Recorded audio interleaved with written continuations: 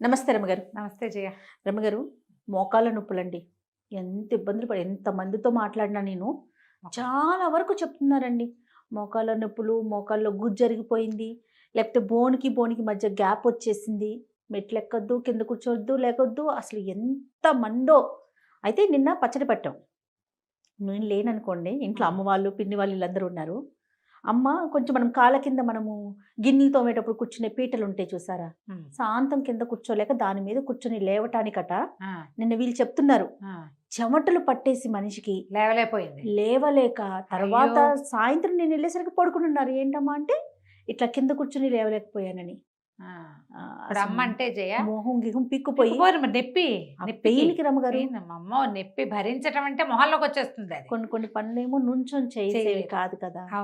సరే అమ్మ అంటే ఆవిడ 60s లో ఉన్నారు కాబట్టి 60 ఏళ్ళు దాటాక ఇది ఓకే. ఇప్పుడు అసలు 30s 40s లోనే చెప్తారు జయ మోకాళ్ళ నొప్పులు, మాకు ఆర్థరైటిస్ వచ్చిందంటారు. ఏమిటో మన లివింగ్ స్టైల్లోనే ఇలా తేడా వచ్చేసినేమో లివింగ్ స్టైలే అని అనిపిస్తుంది. ఆఫ్టర్ కోవిడ్ చాలా ఇష్యూస్ వింటున్నామండి. అది కూడా కనపడుతుంది. చాలా ఇష్యూస్ వింటాము. ఇంకా నాకంటే ఎక్కువ వింటావు జనాలు. అవునండి, భయంతో చచ్చిపోతున్నాను. రాత్రి ఏదో ఆవ నూనె రాస్తే తగ్గుతుంది అని చెప్తే ఆవ నూనె కాసేపు రుద్దాము.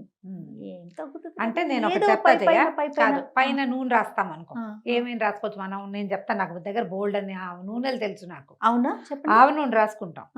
నారాయణ తైలం అని దొరుకుతుంది మనకు ఆయుర్వేదిక్ షాపుల్లో. నారాయణ తైలం, మహానారాయణ తైలం అని ఉంటుంది. అది తాత్కాలికంగా ఒక 5-6 రోజుల పాటు నొప్పి తగ్గిపోతుంది. సూపర్ఫిషియల్గా రాసినా లోపలికి వెళ్ళి తగ్గిపోతుంది. కానీ లోపల క్యూర్ అది చేయదు. ఇదే కాదు, వాము తైలం చేసుకుంటారు అక్కయ్య వాళ్ళు. వాముని నానబెట్టి తైలం పోసి వామే. అబ్బో అదెవరో ఆయుర్వేద వైద్యులు ఎన్నేళ్ల నాడో టీవీలో చెప్పింది. మా అందరిళ్లలోనూ వాము తైలం ఉంటుంది, నా దగ్గర లేదక్కయ్య అన్నానంటే టకటక 3 సీసాలు వచ్చేస్తాయి మాకు బుజ్జిబుజ్జివి. ఆ వాము తైలాన్ని కొంచెం వెచ్చబెట్టి రాస్తే చాలా పెయిన్ రిలీవ్ అవుతుంది. అవునండి, భలే బాగా రమ్మగారు ఒకసారి చెప్పండి. నాకు అంత క్లియర్ గా తెలియదు. బిజ్జకైనా అడిగితే వాళ్ళ దగ్గర మా మెదకాయలు 4 పేటెంట్లు, వాళ్ళ 4 దగ్గర ఉంటాయి సీసాలు. ఇంట్లో ఎవరు వచ్చినా నొప్పులు కింద పడిపోతారు, పిల్లలు వచ్చి వెళ్తున్నా ఓ చిన్న సీసా, చిన్న బాటిల్స్ జాగ్రత్త పెట్టుకుంటారు, వాటి కోసం పోసి ఇస్తారు.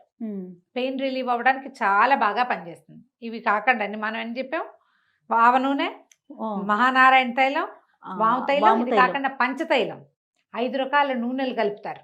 అది కూడా పెయిన్ రిలీవ్ చేస్తుంది. నేనేమంటానంటే ఇప్పుడు ఈ నూనెలు తాత్కాలిక, నీకు ఈ పూట ఏదో మోకాలు కలుక్కుమంది అనుకో, ఏదో నేల కొట్టుకునో మంచం కొట్టుకునో లేవడం పొజిషన్లో, ఆర్డ్ పొజిషన్లో లేవటం వల్ల ఏ పిల్లాడో పిల్లాన్ని లేవదీసినప్పుడో మోకాల్లో కలుక్కుమంటే తాత్కాలిక నొప్పి తగ్గిపోతుంది. ఇంట్లో చేసుకునేది ఇది మనం చేసేసుకోవచ్చు. ఏదో నూనె రాసుకో, ఏమీ లేవు. కొబ్బరి నూనె కాస్త వెచ్చబెట్టి లేదా తడి చేతిలో చేయి తడి చేసుకుని ఒక చుక్క కొబ్బరి నూనె ఇట్లా అన్నాం అనుకో, తెల్లగా వస్తుంది. అది రాసుకున్న తాత్కాలికంగా పెయిన్ రిలీవర్గా అవుతుంది. రాత్రి రాసు పడుకుంటే పొద్దుటికి ఒక రవ్వ తేలిగ్గా లేస్తారు. 2-3 రోజులు రాసుకుంటే నొప్పి తగ్గుతుంది. ఇదేంటంటే సూపర్ఫిషియల్గా పైన వచ్చిన తాత్కాలిక నొప్పులు. మనం మాట్లాడేది ఏమిటిది, మోకాళ్ళలో గుజ్జు అరిగిపోవటం, గుజ్జు తగ్గిపోవటం. అవునండి, మోకాళ్ళు చిప్పలు ఒకదానికొకటి, ఆ చిప్పలో కింద 2 బోన్స్ కదా, అవి 2 ఒకదానికొకటి రాసుకోవడం, ఫ్రిక్షన్ ఏర్పడటం వల్ల నొప్పి. అది కొంతమందికి గ్యాప్ వస్తుంది. గ్యాప్ వచ్చి కూడా నొప్పి రావచ్చు. అమ్మకి అదే. ఇప్పుడు ఏ ఏజ్ లో రావచ్చు, జనరల్ గా వీళ్ళలో కాల్షియం నిలవలు పూర్తిగా తగ్గిపోయి ఆహారంలో నుంచి కాల్షియం తీసుకున్నా కూడా అందకపోవటం. పైగా కాళ్ళు భగవంతుడు ఎందుకు పెట్టాడు జయ, కాళ్ళతోటే కదా మన జీవితం అసలు మొత్తం కదా. మనం ఏం చేసేవాళ్ళం, ఇది వరకు మైళ్ళ కొద్దీ నడిచేవాళ్ళు జయ. ఇప్పుడు ఇలా మాట్లాడితే ఏదో అప్సైడ్గా తోస్తుంది. మీరు ఆలోచించండి, కొంతకాలం క్రితం మనం స్కూళ్ళకి నడిచి వెళ్ళేవాళ్ళం కాదా. అసలు ఏ పిల్లలకైనా స్కూళ్ళకి రిక్షాలు ఉండేవా జయ? నడిచిపోయేవాళ్ళు. పల్లెటూళ్ళల్లో స్కూళ్ళకి ఎంత నడిచినా పెద్దవాళ్ళకి కాళ్ళు ఎరగటం ఉండదమ్మా. బాగా 80 వచ్చాక కాలు వంపు వచ్చేది. ఈ మోకాళ్ళలో అరిగిపోవటం ఎందుకంటే మనం వాడకపోవటం వల్ల ఖచ్చితంగా నమ్ముతా జయ నేను. అయితే దీనికి ఒక పాయింట్, ఇది వరకు స్కూల్స్ ఎలా ఉండేవి రమ్మగారు, మన ఊర్లో పక్క ఊర్లో స్కూల్ ఉండేది. మహా అంటే 2 కిలోమీటర్లు 3 కిలోమీటర్లు, సరే 5 లోపే. ఇప్పుడు ఎక్కడ చేస్తున్నాం రమ్మగారు, ఇప్పుడు ఎక్కడో 20 కిలోమీటర్ల దూరంలో స్కూళ్ళలో జాయిన్ చేస్తున్నాము, నడిచి పంపించలేము. అదే కాదు, ఇప్పుడు మామూలుగా కూడా చిన్న దూరాలకు కూడా నడకలు మానేసాం, బళ్ళు డ్రీన్ తీసేస్తున్నాం. అప్పట్లో మన జీవితాల్లో మెట్లు తక్కువ ఉండేవి జయ. అవును, పాతకాలంలో మెట్ల ఇళ్ళు తక్కువ, ఎత్తులు కొంచెం ఇట్లాంటి ఎత్తుగా ఉండేది, పైనంతా మళ్ళీ సర్ఫేస్ బాగానే ఉండేది. ఇప్పుడు మనకి మెట్లు ఎక్కువ, నడక తక్కువ. కరెక్ట్ అండి. తర్వాత ఈ 40లోనే మోకాళ్ళ నొప్పులు వస్తున్నాయంటే వీళ్ళందరికీ గుజ్జు అయిపోయిందనో బొంకలు అరిగిపోయాయనో చెప్పడానికి వీల్లేదు. వాడకం తక్కువ వల్ల కూడా మోకాళ్ళ నొప్పులు రావచ్చు. అందరికీ కాదు, కొంతమందికి.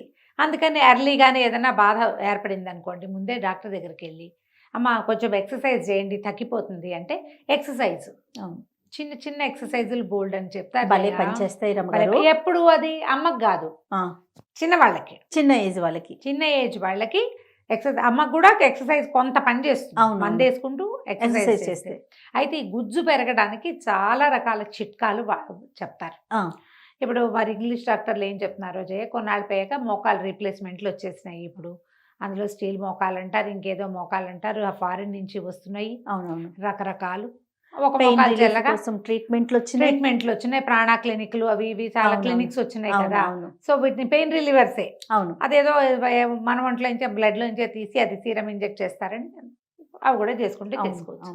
అయితే వీటికి ఎక్సర్సైజ్ మస్ట్ అండ్ షుడ్గా మంచం మీద పడుకోగానే చేయటం ప్రాక్టీస్ పెట్టుకోవాలి. చేయ అమ్మకి చిన్న చిన్న ఎక్సర్సైజ్లు నా దగ్గర ఉన్నాయి 2-3 రకాలు, నేను పంపించండి. అసలు ఏం పాదాలే, మన పాదాన్ని ముందుకి వెనక్కి, ముందుకి వెనక్కి, మోకాలు బిగించడము వదిలిపెట్టడం. దానివల్ల ఏమవుతుంది, ఆ మజిల్ బాగా కదిలి మజిల్ బలోపేతమై బోన్ని సపోర్ట్ చేస్తుంది. ఇవి చేయొచ్చు, చెయ్యాలి. చేస్తూ ఉంటే కొంచెం బాధలు తక్కువగా ఉంటాయి. మా ఫ్రెండ్ ఒకరినారు ఆవిడైతే ఎంత నడుస్తారో కారు ఉంది, మంచి క్యాష్ పార్టీ. ఆవిడ కూరలకు నడిచి వెళ్తారు, ఏజీ కాలనీకి వాకింగ్కి వెళ్తారు, ఎక్కడికైనా ఈఎస్ఐలో ఏది బస్సు దిగినా ట్రైన్ దిగినా నడిచి వస్తారు. పొరపాటును కూడా ఆటోలు గడి, ఎందుకంటే ఆవిడకి నడకే ఆవిడకి వైద్యంగా చెప్పబడింది. ఎవరికైనా నడకే వైద్యం. ఈ మోకాళ్ళు లేపి రాగానే కింద కూర్చోద్దనగానే కిందకు వంగటం మానేస్తాం, వాడటం మానేసి ఇంకా బిగిసిపోతాం. ఇంకా బిగిసిపోతుంది. కరెక్ట్ అండి కదా. కాబట్టి మనం నొప్పి తరహా ఏమిటి అనేది ముందో డాక్టర్ని చూడటం, ఏం చేయాలో విని కనుక్కుని అవన్నీ చేసుకుంటూ కొన్ని చిట్కా వైద్యాలు కూడా మీరు పాటించవచ్చు. గుజ్జు పెరగటానికి అంటే మనం ఇద్దరం డాక్టర్స్ కాదు, అదేలే, కాకపోయినా ఇంటి వైద్యాలు కొన్ని ఉంటాయి కదా పెద్దవాళ్ళు చెప్పేవి, పురాతన కాలం నుంచి వస్తున్నవి. అది ఈ చింతగింజల పొడి ఒకటి చెప్తారు. చింతగింజలు ఉంటాయి కదా, ఆ చింతగింజల్ని బాగా దూరగా వేయించి పొడి చేస్తారు.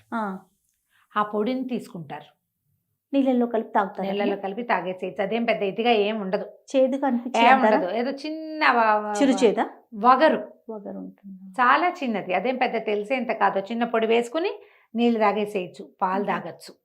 చింతగింజల పొడి చాలా బాగా పనిచేస్తుంది అని చెప్తారు. ఓకే, నువ్వు వినలేదా చింతగింజలు? విన్నాను, కానీ నేను మోకాల నొప్పులు కనుక్కోలేదు. మోకాళ్ళ నొప్పులు, కీళ్ళ నొప్పులు అన్నిటికీ కూడా చింతగింజలు. మామూలుగా చింతపండు ఎక్కువ తీసుకుంటే కీళ్ళవాత వస్తుందని చెప్తారు పెద్దవాళ్ళు, కానీ గింజల పొడి మాత్రం దీనికి ఉపయోగపడుతుంది. అయితే అమ్మ వాళ్ళు మా పెద్దకాయ ఇప్పుడు ఎప్పటి సంగతో చెప్తున్నా నేను, ఈ మన గోందు ఉంటుంది తినే గమ్ము, తుమ్మ జిగురు, ఆ జిగురు తీసుకునేవాళ్ళు. జిగురుని ఏంటంటే అవి చిన్న చిన్న కాయలుగా ఏమంటారు, మన పలుకులుగా ఉంటాయి.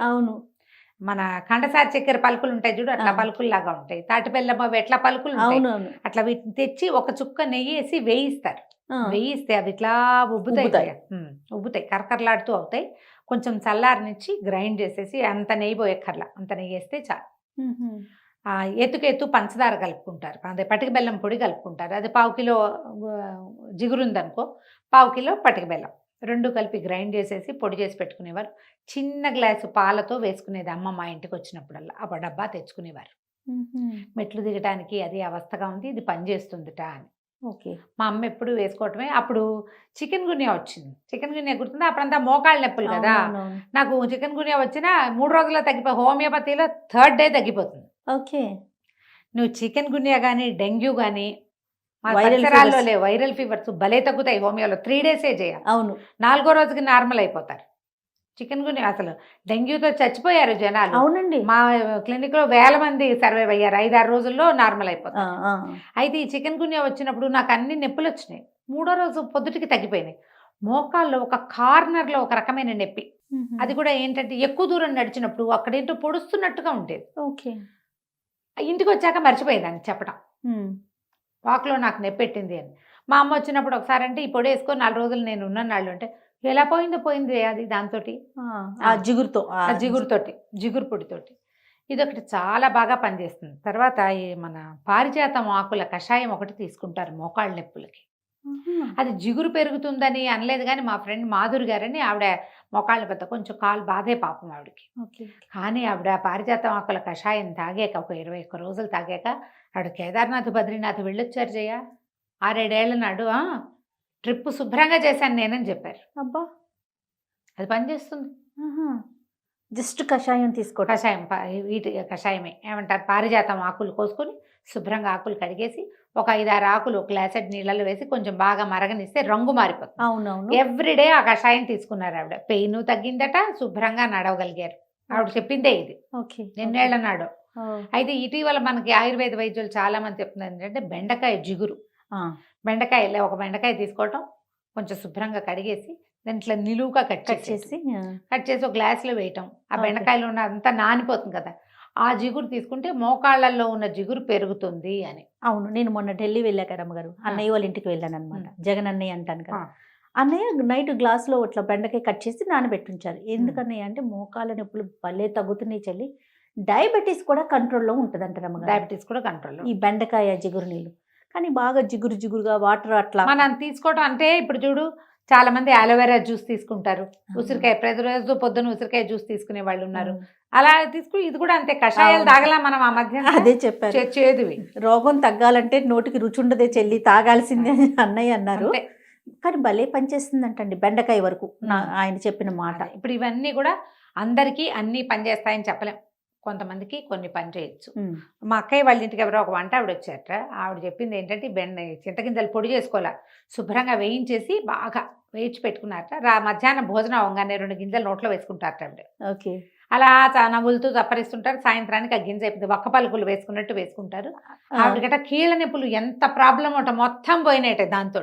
అక్కడ దాకా మన రజియా మన హెయిర్ స్టైలిస్ట్ ఉంది కదా, నోట్లో చింతగింజలు వేసుకుంటా ఉంటుంది.